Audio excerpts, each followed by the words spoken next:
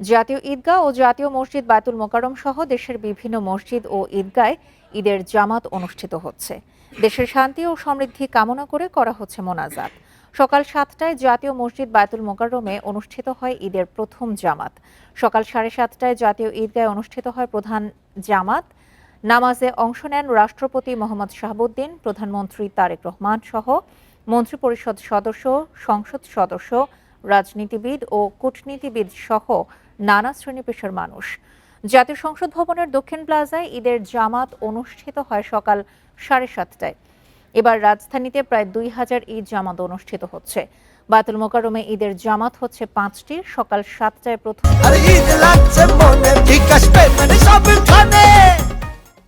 জামাতের পর 8টা, 9টা, 10টা এবং সবশেষ জামাত বেলা 11:15টায়। গুলশান সেন্ট্রাল মসজিদে ঈদের জামাত অনুষ্ঠিত হবে 3টি।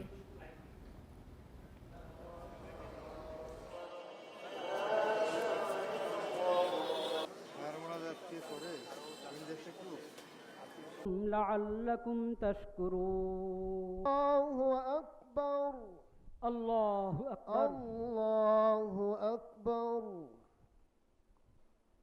سمع الله لمن حمده ربنا لك الله أكبر ولله ঈদ জামাতের আরো খবর জানাতে জাতীয় ঈদগাহ ময়দান থেকে যোগ দিচ্ছেন আমাদের সহকর্মী আল আমিন হোসেন। আল আমিন, এখন পর্যন্ত ঈদ জামাতের সবশেষ কি অবস্থা দেখতে পাচ্ছেন? কিছুক্ষণ আগেই তো রাষ্ট্রপতি, প্রধানমন্ত্রী সহ বিশিষ্টজনরা নামাজ আদায় করেছেন, কুশল বিনিময় করেছেন। এখন পর্যন্ত আপনার কাছে সবশেষ কি তথ্য আছে?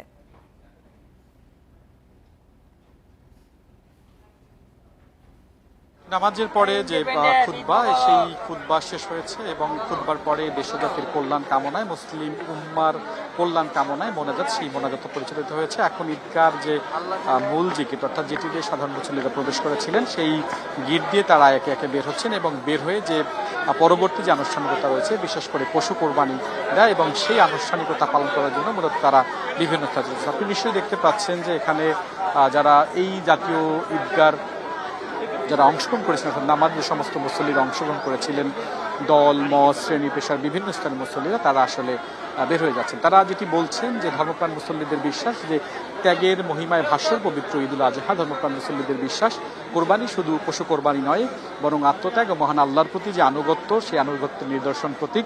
তারা প্রার্থনায় বলেছেন যে তাদের ইবাদত যেন আল্লাহ পাক মহান রব্বুল আলামিন কবুল করেন এবং পাশাপাশি অশেষ রহমত এবং বরকতময় জীবন দান করেন। পরিবারের ছোট বাচ্চাদেরকে নিয়েও কেউ কেউ আসলে এখানে এসেছেন। 7:30টায় মূল আনুষ্ঠানিকতা অর্থাৎ নামাজ শুরু হয়। এরপরে খুতবা দেন বাইতুল মোকাররমের খতিব মুফতি মালেক।